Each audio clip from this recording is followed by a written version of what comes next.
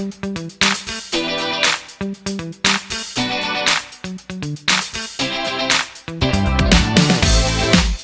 everyone, today we will do legal dictation exercise number 2. So ready? Start.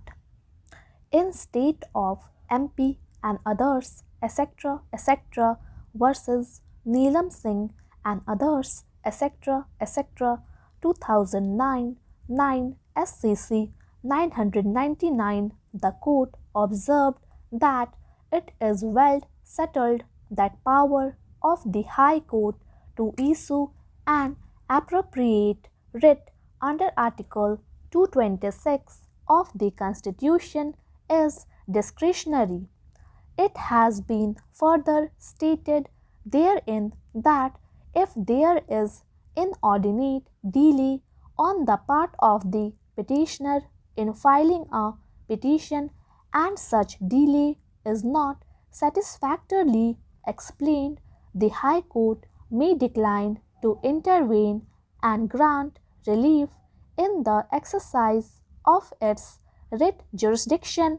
Emphasis was laid on the principle of delay and laches, stating that resort to the extraordinary remedy under the writ jurisdiction at the belated stage is likely to cause confusion and public inconvenience and bring in injustice. Thus, the doctrine of delay and laches should not be lightly brushed aside. A writ court is required to weigh the explanation offered and the acceptability of the same. The court should bear in mind that it is exercising an extraordinary and equitable jurisdiction.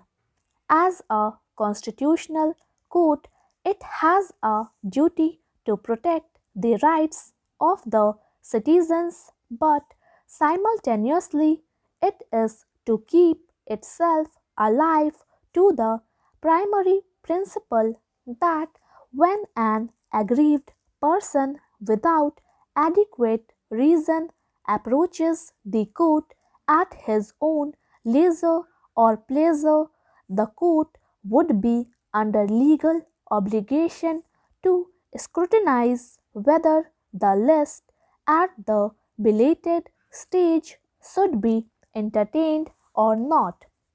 Be it noted, delay comes in the way of equity.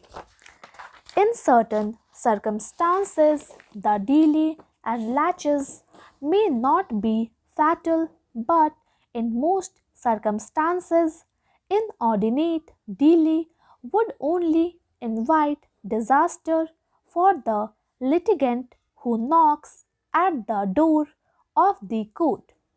Delay reflects inactivity or inaction on the part of a litigant who has forgotten the basic norms.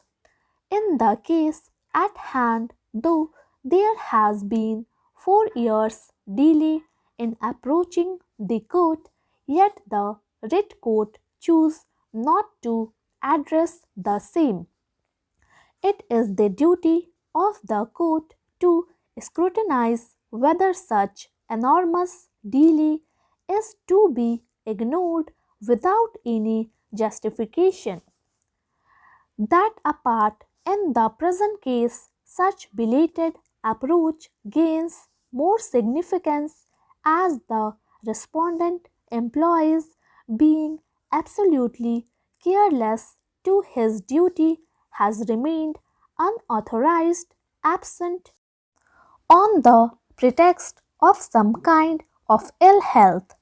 We repeat at the cost of repetition that remaining innocuously oblivious to such delay does not foster the cause of justice. Such delay may have impact on the other's ripened rights and may unnecessarily drag the others into litigation.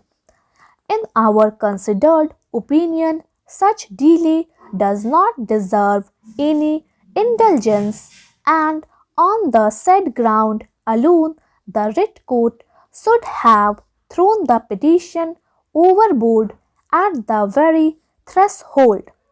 Having dealt with the doctrine of delay and laches, we shall presently proceed to deal with the doctrine of proportionality, which has been taken recourse to by the High Court, regard being had to the obtaining factual matrix. We think it is appropriate to refer to some of the authorities which have been placed reliance upon by the High Court.